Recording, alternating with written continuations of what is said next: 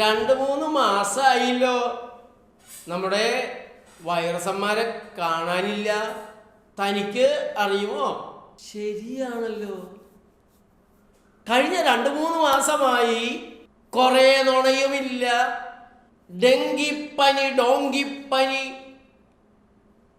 പക്ഷിപ്പനി, പക്ഷിപ്പനി ഒന്ന് വന്നു. പക്ഷെ വേണ്ടത്ര അങ്ങോട്ട് ക്ലച്ച് പിടിപ്പിച്ചില്ല.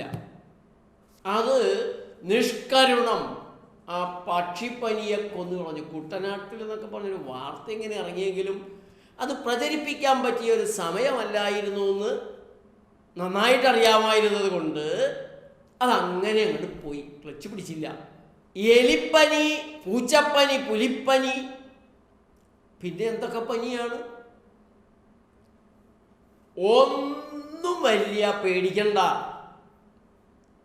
പ്രാദേശികമായി ചെറിയ ചെറിയ ആഘോഷങ്ങൾ അതിപ്പോൾ കഴിഞ്ഞ ദിവസം പതുക്കെ ഒന്ന് തുടങ്ങിയിട്ടുണ്ട്. പക്ഷെ ക്ലച്ച് പിടിക്കില്ല. പേടിക്കണ്ട. ജൂൺ 4 കഴിയാതെ ഒരു പകർച്ചവ്യാധിയും വ്യാപകമായി മനുഷ്യരെ പേടിപ്പിക്കാൻ, മനുഷ്യരെ പീഡിപ്പിക്കാൻ വരില്ല. ഉറപ്പ്. ഇനി അഥവാ വന്നാൽ തന്നെ അത് തികച്ചും പ്രാദേശികമായിരിക്കും. ഇലക്ഷൻ കഴിഞ്ഞ സ്ഥലങ്ങളിൽ മാത്രമായിരിക്കും, കഴിഞ്ഞ സംസ്ഥാനങ്ങളിൽ ചില ഭാഗങ്ങളിൽ മാത്രമായിരിക്കും. ഇലക്ഷൻ കഴിയാത്ത സംസ്ഥാനങ്ങളിലേക്ക് പകർച്ചവ്യാധികൾ കടന്നു പോകരുതെന്ന് കർശനമായ ഉത്തരവാണ് ഇലക്ഷൻ കമ്മീഷൻ നൽകിയിട്ടുള്ളത്. അല്ല, ഇലക്ഷൻ കമ്മീഷന്റെ ഉത്തരവുകൾ കീടാണുക്കൾ, ബാക്ടീരിയകൾ, വൈറസുകൾ, ഫംഗികൾ, അമീബകൾ അനുസരിക്കുമോ? അനുസരിക്കാതെ പറ്റുമോ?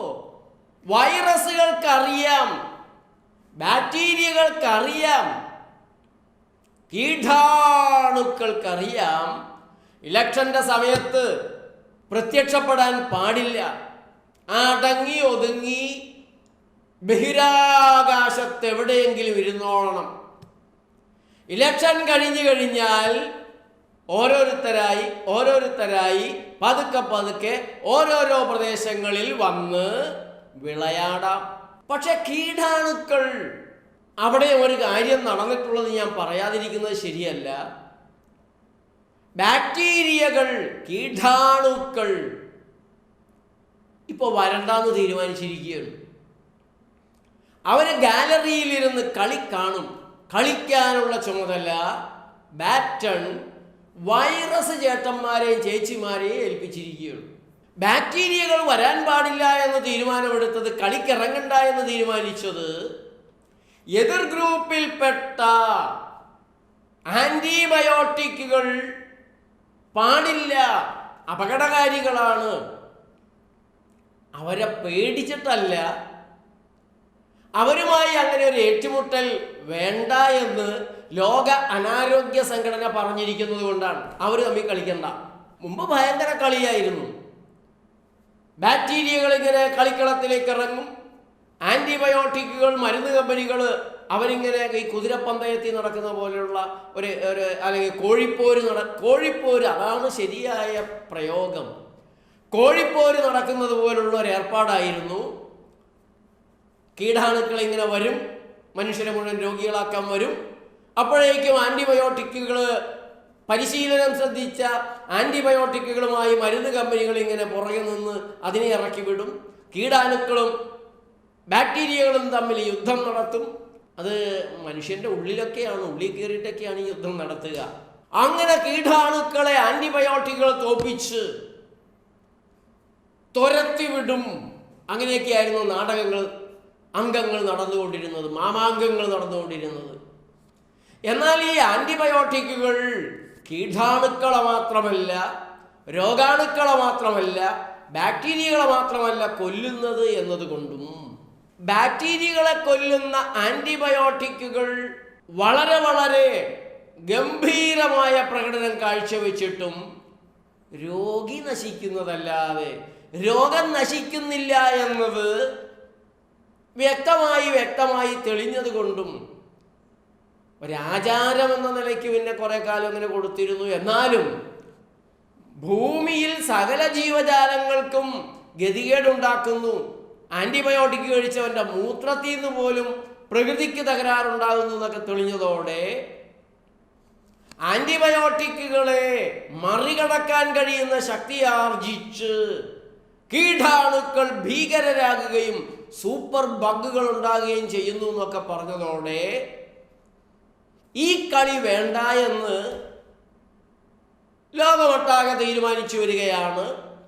അതുകൊണ്ട് കൂടിയാണ് കീടാണുക്കൾ ഇനിമേലിൽ രോഗമുണ്ടാക്കുന്ന കളി കളിക്കണ്ട, ഗാലറിയിലിരുന്ന് കളി കണ്ടാൽ മതി, കാര്യങ്ങളൊക്കെ കുറെ നുണകൾ വൈറസുകൾ ചെയ്തോളും എന്ന് കുശാസ്ത്ര ലോകം തിരുത്തി കുറിച്ചിട്ടുള്ളത്.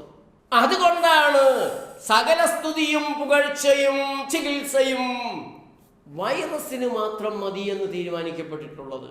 പ്രിയപ്പെട്ട സുഹൃത്തുക്കളെ, ഒരു ബാക്ടീരിയയും മനുഷ്യ ശരീരത്തിൽ കടന്ന് രോഗമുണ്ടാക്കില്ല.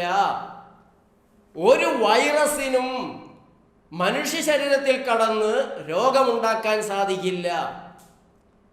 അവ രോഗത്തിൻ്റെ പ്രൈമറി കോസ് അല്ല, പ്രാരംഭ കാരണങ്ങളല്ല.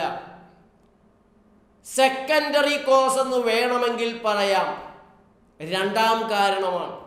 ആദ്യ കാരണമുണ്ടാകുന്ന ദുരവസ്ഥയാണ് വാസ്തവത്തിൽ സൂക്ഷ്മാണുക്കളുടെ പേരിൽ നാം വെച്ച് കെട്ടുന്നത്.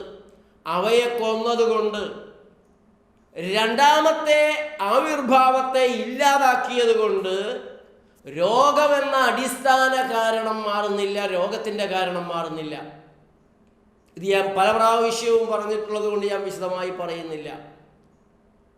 ദുഷിച്ച ശരീരം തെറ്റായ ആഹാരപാനീയങ്ങളിലൂടെ, തെറ്റായ ജീവിതചര്യകളിലൂടെ, ജീവിതക്രമങ്ങളിലൂടെ, തെറ്റായ മാനസിക ഭാവങ്ങളിലൂടെ, വികാര വിചാരങ്ങളിലൂടെ, ചിന്താവിഷങ്ങളിലൂടെയെല്ലാം ദുഷിക്കുന്ന ശരീരം, തെറ്റായ ഹോർമോണുകൾ പുറപ്പെടുന്ന ശരീരം, തെറ്റായ ഉറക്കത്തിൻ്റെ ജീവിത രീതികളിലൂടെ, ശരിയായതും തെറ്റായതുമെന്നൊക്കെ പറയപ്പെടുന്ന മരുന്നുകളുടെ പ്രയോഗങ്ങളിലൂടെ, തെറ്റായ മാനസിക വികാര വിചാരങ്ങളുടെ എല്ലാം ഫലമായി ശരീരത്തിൻ്റെ ഹൃദയമിടിപ്പ് കൂടുന്നത് നിങ്ങൾക്കറിയാം, ശ്വസനഗതിയിൽ വ്യത്യാസം, താളക്രമങ്ങൾ വരുന്നത് അറിയാം, ചിലപ്പോൾ ശരീരം വിറയ്ക്കുന്നത്, തൊണ്ട വരളുന്നത്, തലവേദന ഉണ്ടാക്കുന്നതൊക്കെ നിങ്ങൾക്കറിയാം.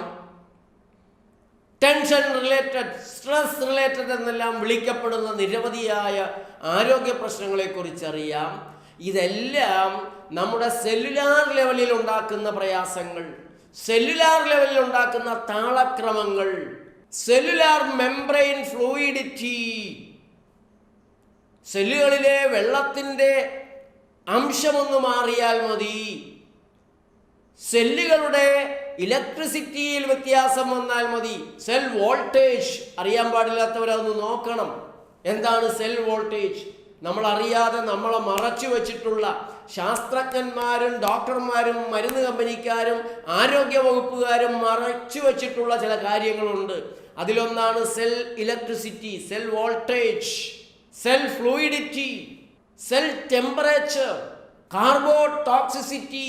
ഇതുപോലുള്ള കാര്യങ്ങളോടൊപ്പം cell apoptosis, cell necrosis, metabolic ഫംഗ്ഷനിലെ catabolic and anabolic function, cell life expectancy. Life എക്സ്പെക്റ്റൻസിയിൽ ഹാർട്ടിലെ, ഹൃദയത്തിലെ സെല്ലുകളുടെ ജീവിത ദൈർഘ്യം, ത്വക്കിലെ കോശങ്ങൾ എത്ര ദിവസം ജീവിക്കും, വയറ്റിലെ കോശങ്ങൾ, കരളിലെ കോശങ്ങൾ, രക്തത്തിലെ ചുവന്ന രക്താണുക്കൾ 120 ദിവസം, ത്വക്കിൽ 2 തുടങ്ങി 4 ആഴ്ചകൾ, കരളിൽ 200 തുടങ്ങി ഇങ്ങനെയുള്ള കാര്യങ്ങൾ കൂടെ ഒന്ന് പഠിച്ചാൽ, അത് പഠിച്ചാൽ മാത്രമേ ഞാൻ പറയുന്ന കാര്യങ്ങൾ നിങ്ങൾക്ക് മനസ്സിലാകത്തുള്ളൂ, ഉൾക്കൊള്ളാൻ സാധിക്കൂ. രോഗമൊന്നൊന്നില്ല, അനാരോഗ്യം മാത്രമേ ഉള്ളൂ. അനാരോഗ്യം ബാധിച്ച ശരീരത്തിലെ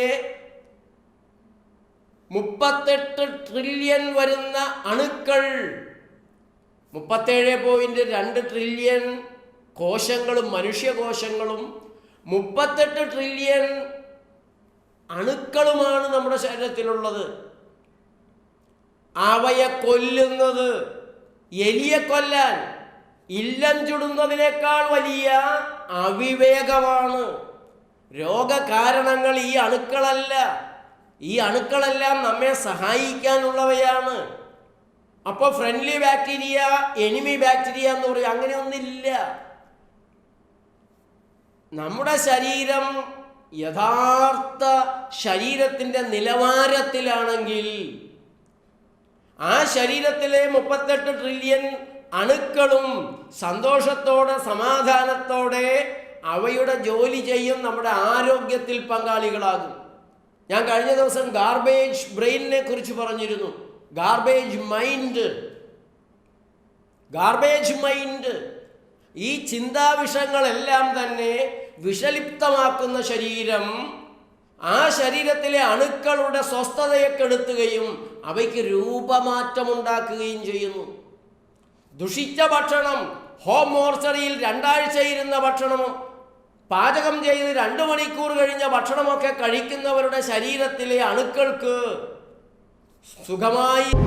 കേരളത്തിലെ ആരോഗ്യ മേഖലയിൽ നിരന്തരം കോളിളക്കങ്ങൾ ഉണ്ടാക്കുകയാണ് ജനാരോഗ്യ പ്രസ്ഥാനം. എല്ലാ ജില്ലകളിലും കഴിഞ്ഞ 24 വർഷങ്ങളായി ഞാൻ നടത്തിക്കൊണ്ടിരിക്കുന്ന പ്രകൃതി സന്ദേശയാത്രയുടെ ഭാഗമായി മെയ് 1 തുടങ്ങി 14 വരെ നടക്കുന്ന ജനാരോഗ്യ കൺവെൻഷനുകളിൽ വരണം, പങ്കെടുക്കണം, നിങ്ങളെ സ്വാഗതം ചെയ്യുകയാണ്. ആരോഗ്യ സംരക്ഷണത്തെക്കുറിച്ചുള്ള എൻ്റെ ക്ലാസ്സും ഉച്ചയ്ക്ക് ശേഷമുള്ള കൺസൾട്ടേഷനുമാണ് പ്രധാനമായിട്ട് അതിലുള്ളത്. ജനാരോഗ്യ പ്രസ്ഥാനത്തിൽ അംഗങ്ങളാകാൻ ഒരിക്കൽ കൂടെ നിങ്ങളെ സ്വാഗതം ചെയ്യുന്നു. പാചകം ചെയ്ത് 2 മണിക്കൂർ കഴിഞ്ഞ ഭക്ഷണമൊക്കെ കഴിക്കുന്നവരുടെ ശരീരത്തിലെ അണുക്കൾക്ക് സുഖമായി, സ്വസ്ഥമായി, സന്തോഷമായി കഴിയാനുള്ള ഒരന്തരീക്ഷമുണ്ടാകുന്നില്ല. അവ അസ്വസ്ഥമാകും. കാരണം ദുഷിച്ച വെള്ളത്തിൽ കിടക്കുന്ന മത്സ്യങ്ങളെപ്പോലെ, മീനുകളെപ്പോലെ അവ രോഗബാധിതമാകും.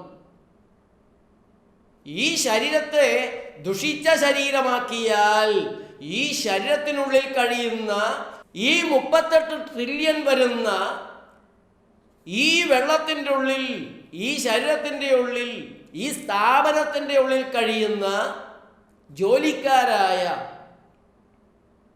അണുക്കൾക്ക് പലതരത്തിലുള്ള അണുക്കളുടെ പേരുകൾ ഇട്ടിട്ടുണ്ട്. വൻകുടലിൽ കഴിച്ച ഭക്ഷണം മലമാക്കി മാറ്റാൻ 500-ലധികം അണുക്കളുള്ളപ്പോൾ, തരങ്ങളിലെ അണുക്കളുള്ളപ്പോൾ ദഹനം നടത്താൻ മൈക്രോബ്സ് അതെത്ര തരമാണ്. മനുഷ്യൻ്റെ വായയിൽ ചെറുകുടലിൽ മാത്രമാണ് ഒരു സ്റ്റെറിലൈസ്ഡ് ഏരിയ ഉള്ളതെന്നൊക്കെയാണ് പറയുന്നത്. ഈ ത്വക്ക് മുഴുവനും കോടാനുകോടി അണുക്കളാണ് നമ്മുടെ ശരീരത്തെ സംരക്ഷിക്കാൻ വേണ്ടി പ്രവർത്തിക്കുന്നത്. അതുകൊണ്ടാണ് soap, sanitiser, sunscreen, plastic layer, ഇങ്ങനെയുള്ള ആപത്തുകളൊന്നും ശരീരത്തിൽ തൊടിയിക്കരുത് എന്ന് ഞങ്ങൾ പറയുന്നത്. സോപ്പിന് പകരം പയറുപൊടിയോ കടലമാവോ അല്ലെങ്കിൽ ഖാദി കടകളിൽ കിട്ടുന്ന, ആയുർവേദ കടകളിൽ കിട്ടുന്ന ഉപദ്രവമില്ലാത്ത ജൈവ വസ്തുക്കളോ ആണ് ഉപയോഗിക്കേണ്ടത്.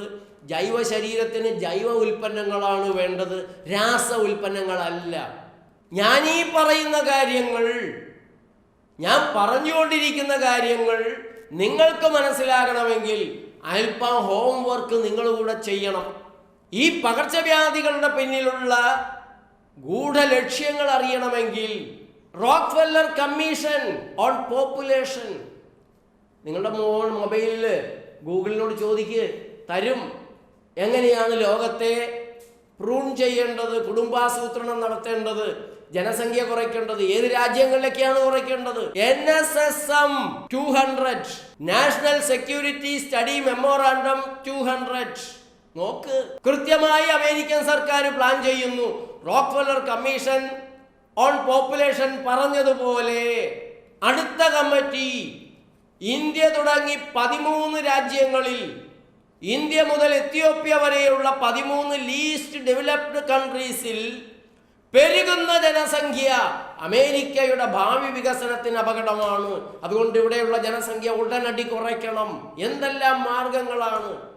ജനങ്ങളെ രോഗികളാക്കാനുള്ള ഉൽപ്പന്നങ്ങൾ, കൊക്കോകൊള്ള, പെപ്സിക്കൊള്ള, മാഗി ഞാഞ്ഞൂൾസ്, സെറി ദുഷ്ടലാക്ക്, ചോക്ലേറ്റ്, ബിസ്ക്കറ്റ്, മിഠായി, ഐസ്ക്രീം, ഹംബർഗർ, ഹോട്ട് ഡോഗ്, അങ്ങനെ നിരവധിയായ ഉൽപ്പന്നങ്ങളിലൂടെ കുഞ്ഞുങ്ങളെപ്പോലും വെറുതെ വിടാതെ കുഞ്ഞുനാളിലെ പിടികൂടുക. ബേബി ഫുഡുകളും തുരുതുര വാക്പാപങ്ങളും മരുന്നുകളും എല്ലാമായി ലോകത്തിന്ന് നടക്കുന്നത് കിരാതമായ കൂട്ടക്കുരുതികളാണ്. വളരെ വളരെ സാവധാനത്തിലുള്ള കൂട്ടക്കുരുതികൾ.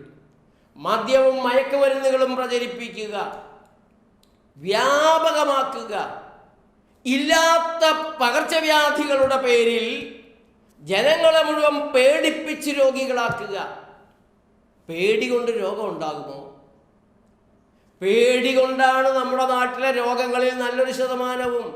മരുന്നുകൾ ഉണ്ടാക്കുന്ന രോഗങ്ങൾ, ഉൽപ്പന്നങ്ങൾ ഉണ്ടാക്കുന്ന രോഗങ്ങൾ, തെറ്റായ ജീവിത രീതികൾ ഉണ്ടാക്കുന്ന രോഗങ്ങൾ, തെറ്റായ ആഹാരപാനീയങ്ങൾ ഉണ്ടാക്കുന്ന രോഗങ്ങൾ, മാനസികമായി തെറ്റായ വികാര വിചാരങ്ങൾ ഉണ്ടാക്കുന്ന രോഗങ്ങൾ, ഭയം പടർത്തുന്ന രോഗങ്ങൾ.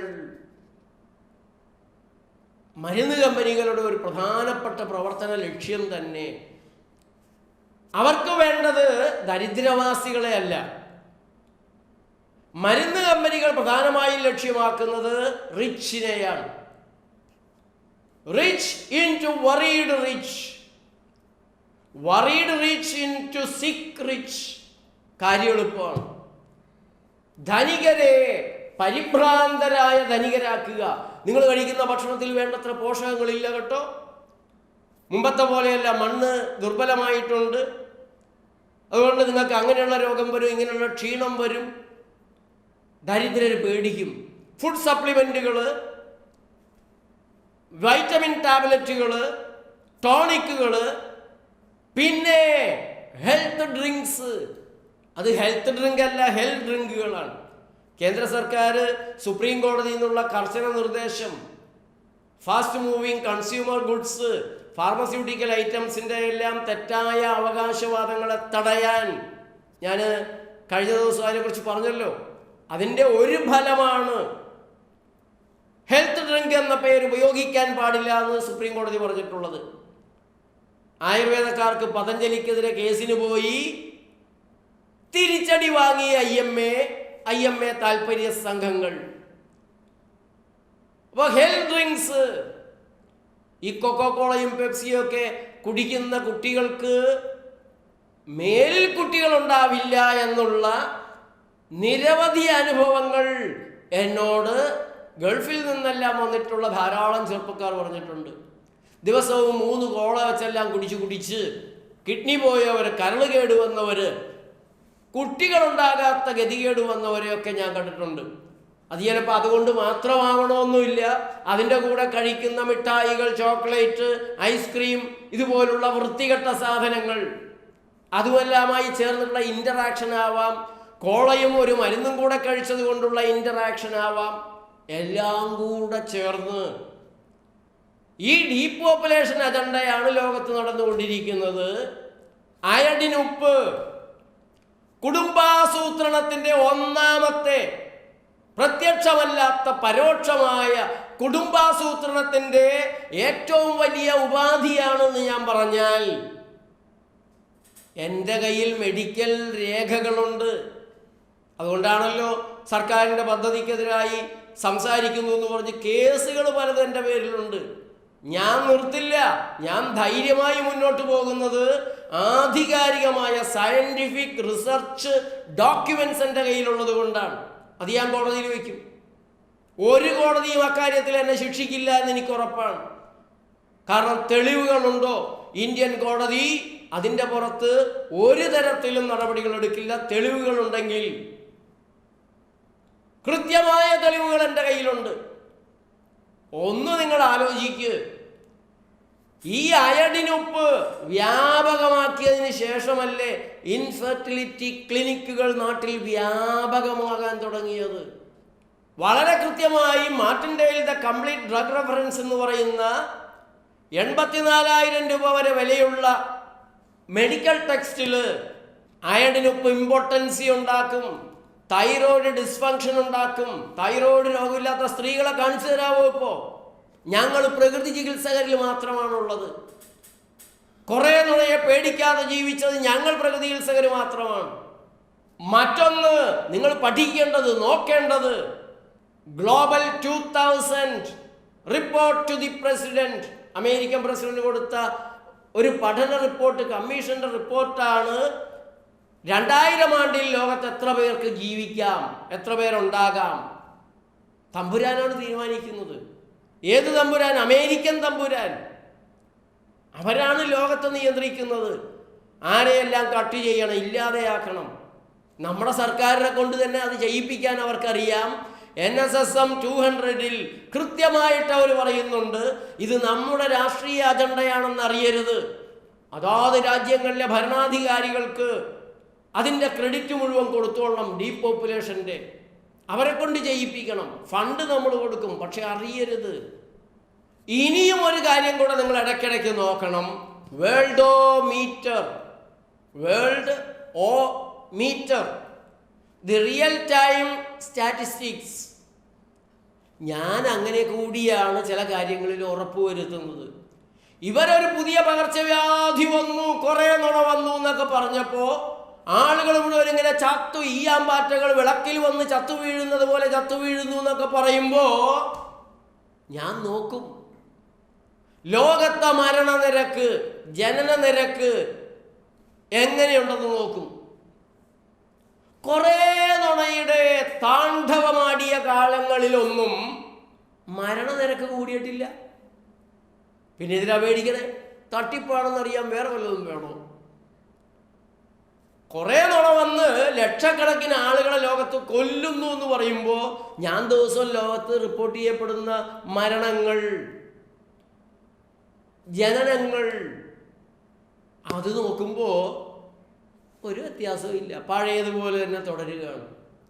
വർഷങ്ങളായി ഏത് അനുപാതത്തിൽ നടക്കുന്നോ ആ അനുപാതത്തിലുള്ള ആ എണ്ണം മരണങ്ങളല്ലാതെ കുറേ നുണയുടെ കാലഘട്ടങ്ങളിൽ കൂടിയൊരു മരണം ഉണ്ടായില്ല എന്ന് മാത്രമല്ല, കേരളത്തിൽ 30,000 മരണമാണ് 2019-2020 വർഷത്തിൽ കുറഞ്ഞത്.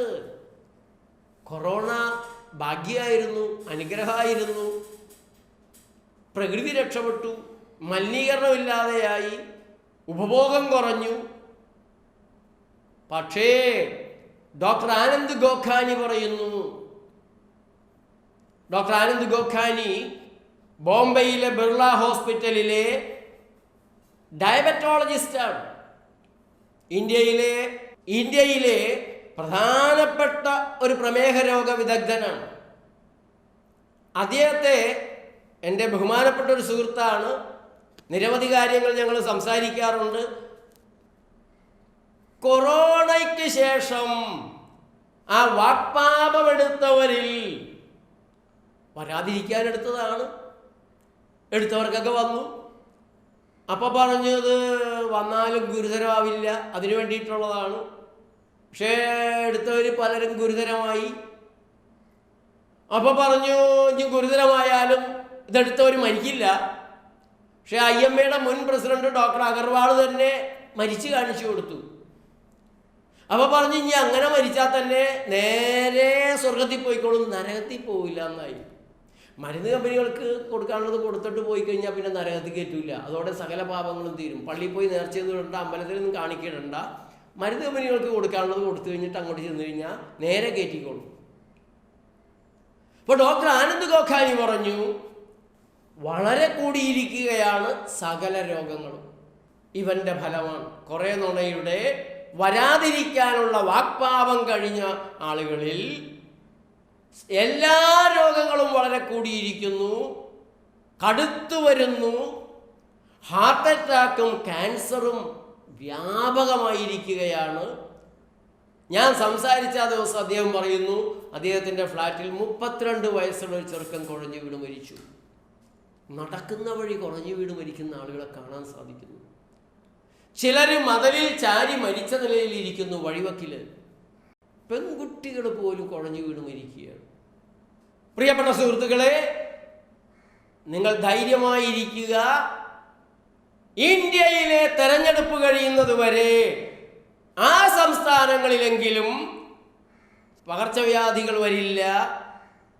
ഇലക്ഷൻ കഴിഞ്ഞതുകൊണ്ട് നമ്മുടെ നാട്ടിൽ തലമുക്കി തുടങ്ങിയിട്ടുണ്ട്. പനി കൊണ്ട് 2 പേര് അവിടെ മരിച്ചു, 2 പേര് ഇവിടെ മരിച്ചു. മഞ്ഞപ്പിത്തം പടരുന്നു. പനിക്ക് മരുന്ന് കഴിച്ചാൽ കരളിന് കേടുപറ്റും. പനിയുള്ളപ്പോൾ പാരാസെറ്റമോൾ എടുത്ത് കഴിച്ചാൽ paracetamol is A hepatotoxic chemical. സംശയം ഉണ്ടെങ്കിൽ ഫാർമക്കോളജി ടെക്സ്റ്റ് ബുക്ക് എടുത്ത് നോക്ക്. പാരാസെറ്റമോൾ 3 തരം ക്യാൻസർ ഉണ്ടാക്കുന്നു: blood cancer, lymph node cancer, bone marrow cancer. പിന്നെയും സെർച്ച് ചെയ്താൽ നിങ്ങൾക്ക് കാണാൻ സാധിക്കും കിഡ്നി ട്രാക്റ്റിലെ ക്യാൻസർ. ഒരു ഗുണമുണ്ട്, ഓവേറിയൻ ക്യാൻസർ കുറയ്ക്കുന്നതായും പഠനങ്ങളിൽ കണ്ടിട്ടുണ്ടെന്നാണ് പറയപ്പെടുന്നത്. നെറ്റിൽ കയറി നോക്ക്. അതുകൊണ്ട് പനിയുടെ സമയത്ത് പാരാസെറ്റമോൾ കഴിക്കുന്ന പഠിച്ച വിഡ്ഢികൾക്ക്, ഡോക്ടറേറ്റ് എടുത്ത വിഡ്ഢികൾക്ക്, വെൽ എഡ്യൂക്കേറ്റഡ് ഫൂൾസിന് കരൾ കേടാകും. അതിൻ്റെ അളവനുസരിച്ച് മഞ്ഞപ്പിത്തം പിടിക്കും. സാരില്ല, 40 ലക്ഷം കൊണ്ട് വന്നാൽ മാറ്റിത്തരും. അതുകൊണ്ട് തൽക്കാലം തിരക്കിൻ്റെ ഇടയിൽ പനിയെന്ന് കരുതി വിശ്രമിക്കാൻ പറ്റുമോ? ഉപവസിക്കാൻ പറ്റുമോ? അതാണ് ചെയ്യേണ്ടതെങ്കിലും തിരക്ക് കാരണം ഞാൻ 2 പാരാസെറ്റമോൾ കഴിക്കും. പെട്ടെന്ന് മാറി നിങ്ങൾക്ക് ജോലിക്ക് പോകാൻ പറ്റും. പിന്നെ സാവകാശം കരൾ മാറാൻ പോയാൽ മതിയല്ലോ, പരിഹാരം ഉണ്ടല്ലോ. ഈ അബദ്ധത്തിൽ ചെന്ന് ചാടരുത്. പ്രകൃതി ജീവനം പഠിക്കുക.